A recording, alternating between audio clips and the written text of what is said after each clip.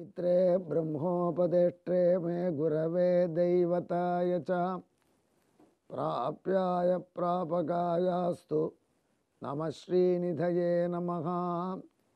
அன்புள்ள விஜய் தொலைக்காட்சி நேயர்களே, உங்கள் அனைவருக்கும் என்னுடைய வணக்கங்கள் மற்றும் இதயபூர்வமான இனிய நல்வாழ்த்துக்கள். லக்ஷ்மி தேவியின் சகஸ்ரநாமத்திலே இப்பொழுது நாம் 221வது திருநாமத்தை ரசிக்கப் போகிறோம். ஒரு முறை சத்தியலோகத்திலே பிரம்மதேவன், சத்தியலோகம்ங்கிறது பிரம்மதேவன் இருக்கிற இடம், பூலோகம், புவர்லோகம், மகர்லோகம் அப்படின்னு லோகங்கள் மேலே மேலே வந்து சத்தியம் என்பது பிரம்மதேவன் இருக்கக்கூடிய இடம். அதாவது சிருஷ்டி ஸ்திதி என்று சொல்கிறார்களே, படைக்கிறது, ரட்சிப்பது, சமரிப்பது, இப்படிங்கிற இதனுடைய செயல்பாட்டில் படைப்பு கடவுளான பிரம்மதேவன் தனக்கு கீழுள்ள உலகங்களை எல்லாம் ஒரு சமயத்தில் பிரளயம் மூழ்கினவாறே மீண்டும் படைக்க தொடங்குவான். அந்த மாதிரி ஒரு பிரளய காலத்தில் பிரம்மா கொஞ்சம் அசால்ட்டாக ஆனந்தமாக தூக்கி போயிட்டார்னு வச்சுங்களேன். அவர் தூக்கத்தில் இருந்த பொழுது கோமுகன்னு ஒரு அசுரன், இதுதான் நல்ல வாய்ப்பு, என்ன நல்ல காரியத்தையும் தடுப்பதற்கு தீய சக்திகள் இருக்கும், அசுர சக்திகள்.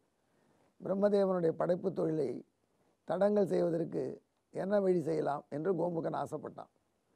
அந்த கோமுகனுக்கு ஒன்று தெரியும், அதாவது பிரம்மதேவன் வேதத்தை வைத்து கொண்டு தான் உலகத்தை படைக்கிறார்.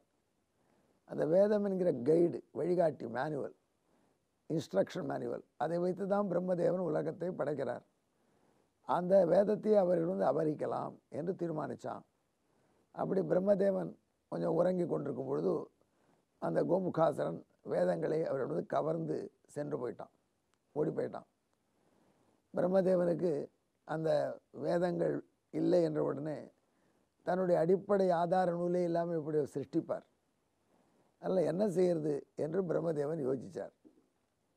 நாராயணனுடைய திருவருள் இருந்தாலன்றி மீண்டும் வேதங்கள் கிடைக்காது. வேதங்கள் கிடைக்கவில்லை என்றால் அவருடைய படைப்பு தொழில் நடக்காது.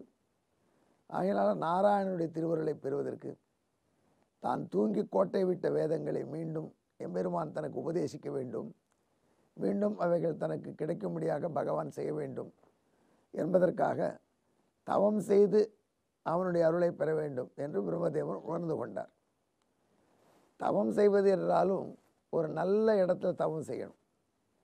மனோரம்யமான சூழ்நிலையில் தபஸுக்கு எந்த விதமான பங்கங்கள், இடையூறுகள், விக்னங்கள் வராத தூய்மையான இடத்துல, தூய எண்ணங்களை வளர்க்கக்கூடிய ஒரு அழகான இடத்துல தவம் செய்ய வேண்டும். அந்த மாதிரி இடம் எது என்று தேர்ந்தெடுக்க வேண்டும் என்று பிரம்மதேவன் தீர்மானித்தார். அந்த வேலையை யார்கிட்ட கொடுக்கலாம்?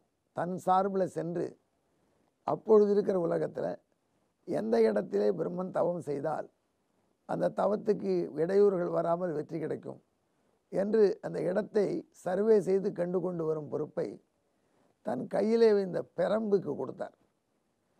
பெரம்பு என்பது ஒரு அறிவில்லாத பொருள் தானே.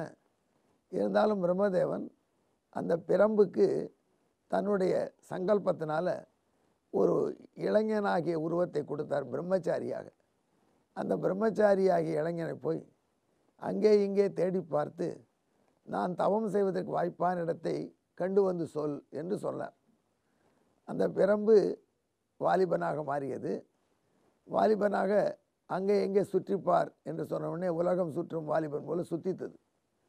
ஆனால் அப்படி சுற்றின வாலிபனுக்கு அங்கே சில அழகான பெண்கள் கண்ணிலே படவே அவர்களை பார்த்து மயங்கி கொண்டு தான் வந்த பணியை மறந்து போயிடுத்து பிரம்பாகிய வாலிபன். உடனே பிரம்மதேவன் பார்த்தார், தப்பு செஞ்சுட்டோன்னு தன்னுடைய கையிலே உள்ள கமண்டலுவை எடுத்தார். அந்த கமண்டலுவை ஒரு பெண்ணாக மாற்றினார். கலசத்தை, அந்த கலச நாயகியை தனக்கு தவம் செய்வதற்கு வாய்ப்பான இடத்தை தேர்ந்தெடுக்க சொல்லி அர்ப்பித்தார்.